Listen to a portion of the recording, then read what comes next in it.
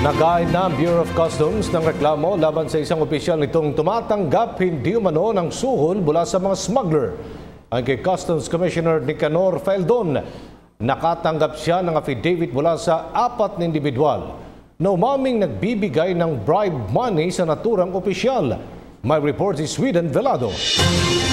Pinangalanan ni Customs Commissioner Nicanor Faeldon nitong Lunes si Customs Police Captain Arnel Bailosis bilang isa sa mga opisyal ng kanilang ahensya na di umano'y tumatanggap buwan-buwan ng suhol na galing sa mga smuggler.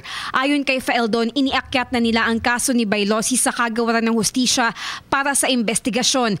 Kabilang aniya sa mga isinumite nilang ebidensya ang affidavits ng smugglers na nagkaroon ng direktang transaksyon kay Bailosis. Dagdag ni Faeldon, 4 na individual ang nagtestify at sinabing simula 2012 ay nagbibigay sila ng tara o suhol sa customs at umaabot ito sa mahigit 100 milyong piso kada buwan. Natanggap ani Faeldon ang mga affidavit noong unang linggo pa lang ng Hulyo pag-upo niya sa pwesto, pero pinili niyang huwag muna itong isiwalat upang maimbestigahan muna. Agad namang kinausap ni Faeldon ang dawit na opisyal, subalit itinanggi ni Bailosis ang lahat ng alegasyon, kaya naman ipinaubayan na lang ng customs sa otoridad ang investigasyon. Kasalukuyang pumapasok pa rin si Bailosis sa customs habang hinihintay ang rekomendasyon ng DOJ.